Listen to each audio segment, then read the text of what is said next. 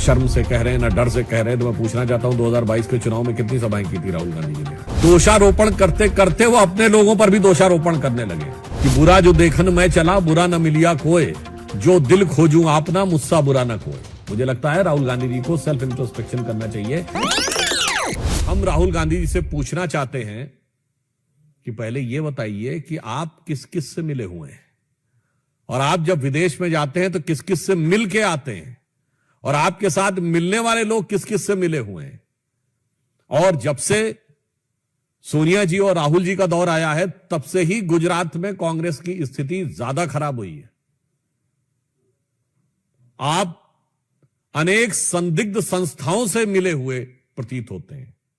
जिस प्रकार के संपर्क निकलकर सामने आते हैं, मुझे लगता है कि आज प्रश्न यह ज्यादा महत्वपूर्ण है कि कांग्रेस पार्टी का सर्वोच्च नेतृत्व किस किस से मिला हुआ है और विदेश में जाकर किस किस से मिलने आता है। मैं सिर्फ उनको याद दिलाना चाहता हूं कि गुजरात में जहां से हमारे प्रधानमंत्री श्री नरेंद्र मोदी जी भी हैं, उन्होंने सरदार पटेल की सबसे ऊंची प्रतिमा, विश्व की सबसे ऊंची प्रतिमा बनाई, मगर आज तक गांधी परिवार या कांग्रेस का कोई भी नेता वहां पर देखने भी नहीं गया। यह इस बात का प्रमाण है कि अपने नेताओं के प्रति भी इनका सम्मान बदल जाता है यदि उन्हें वास्तविक सम्मान मिल जाए। और राहुल गांधी जी ने यह भी कहा कि कोई जंजीर से बंधा हुआ है। वैसे तो अब वो अपने जिन भी नेताओं के बारे में टिप्पणी कर रहे हैं कि वो बंधे हुए हैं, अब वो शेर हैं या कोई और हैं, जंजीर से बंधे हुए हैं। हाँ, ये बात सही है कि वो परिवारवाद की जंजीर ना हो तो पता नहीं कितने लोग छोड़कर जाने की बना स्थिति में तैयार हो जाए। मुझे लगता है, याद दिलाना चाहता हूं, सरदार सरोवर प्रोजेक्ट में जो लोग उनके विरोध में खड़े थे, धुर वामपंथी और नक्सलियों के समर्थन करने वाले लोग, वो सब राहुल गांधी जी के साथ थे। और राहुल गांधी जी ने कहा कि वो न शर्म से कह रहे हैं, न डर से कह रहे हैं। तो मैं पूछना चाहता हूं 2022 के चुनाव में कितनी सभाएं की थी राहुल गांधी जी ने आके? मुझे लगता है कि अपने पार्टी के ऊपर और जनता के ऊपर या संवैधानिक संस्थाओं के ऊपर या मीडिया के ऊपर दोषारोपण करते करते वो अपने लोगों पर भी दोषारोपण करने लगे। तो राहुल गांधी जी को मैं सुझाव देना चाहूंगा कि आप दूसरों में दोष देखना बंद करिए और आत्मावलोकन करिए। You do the self introspection, तो आपको समझ में आएगा कि बुरा जो देखन मैं चला, बुरा न मिलिया कोई, जो दिल खोजूं आपना, मुझसा बुरा न कोई। मुझे लगता है राहुल गांधी जी को सेल्फ इंट्रोस्पेक्शन करना चाहिए। वो देश की हर संस्थाओं के ऊपर, देश की संवैधानिक संस्थाओं से लेके, देश की सरकार से लेके, जनता, माननीय प्रधानमंत्री जी और अब अपनी पार्टी के लोगों को भी अपशब्दों का प्रयोग करने लगे हैं। इसीलिए मैंने कहा यह कांग्रेस के अंदर की दुर्गति और राहुल गांधी जी की बिगड़ती हुई मनः स्थिति का प्रमाण है। भारत विश्व की 5वीं बड़ी उभरती हुई अर्थव्यवस्था है और अगले वर्ष वो वर्ल्ड के ग्रोथ रेट में सबसे ज्यादा कंट्रीब्यूट करने वाली बड़ी अर्थव्यवस्था बनने जा रही है।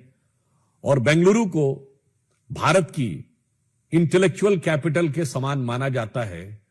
और उसी बेंगलुरु में कर्नाटक की सरकार ने जो बजट में इंटेलेक्चुअल डिसऑनेस्टी की है, उसे देखकर कर्नाटक की जनता और देश की जनता हैरान है और दुखी है।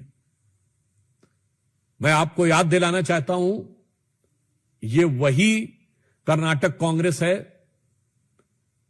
जिसके कि कई नेताओं ने बहुत आपत्तिजनक बयान दिए थे। यहां के वित्त मंत्री रहे थे, संभवतः उनका नाम मिस्टर डी.के. सुरेश था, जिन्होंने यहां तक बोल दिया था कि टैक्स कलेक्शन यहां ज्यादा होता है और उत्तर भारत में कम होता है। तो पत्रकार ने उनसे पूछा कि क्या अलग होने पर विचार करना चाहिए, तो उन्होंने उसके लिए भी हां बोल दिया था। अब समझ में आता है कि वो जो टैक्स कलेक्शन हो रहा है उसका डिस्ट्रीब्यूशन कहां जा रहा है। और ये बात हम सीधे सीधे कांग्रेस पार्टी और कांग्रेस पार्टी के राष्ट्रीय अध्यक्ष भी वहीं से आते हैं, तो उनसे मैं पूछना चाहूंगा कि इस बजट में 500 करोड़ रुपए का प्रावधान केवल मुस्लिम समाज के बच्चों की स्कॉलरशिप के लिए, 400 करोड़ रुपए का प्रावधान उर्दू के बेहतरीन स्कूलों को और बेहतरीन बनाने के लिए, 150 करोड़ रुपए का प्रावधान वक्फ बोर्ड की संपत्तियों की मरम्मत के लिए, 1000 करोड़ रुपए का प्रावधान सो कॉल्ड माइनॉरिटी कॉलोनीज बनाने के लिए, 50,000 रुपए का प्रावधान नवविवाहित मुस्लिम दंपति को आर्थिक सहायता देने के लिए, और यदि कोई बच्चा प्राइवेट स्कूल में पढ़ने जाता है तो उसके 2 से 3 लाख रुपए, 5 लाख रुपए तक का शायद उसका 50% रीइंबर्समेंट सरकार करेगी, और विदेश पढ़ने जाएगा तो 20 लाख रुपए तक के खर्चे में रीइंबर्समेंट सरकार करेगी। मैं पूछना चाहता हूं कांग्रेस पार्टी से, और कांग्रेस पार्टी के राष्ट्रीय अध्यक्ष जो कर्नाटक से ही आते हैं, जिन्होंने कहा था कि कुंभ में स्नान करने से क्या लाभ है, उनके अरमान इतने जगे हैं कि बेंगलुरु में हज हाउस का भी निर्माण कराएंगे।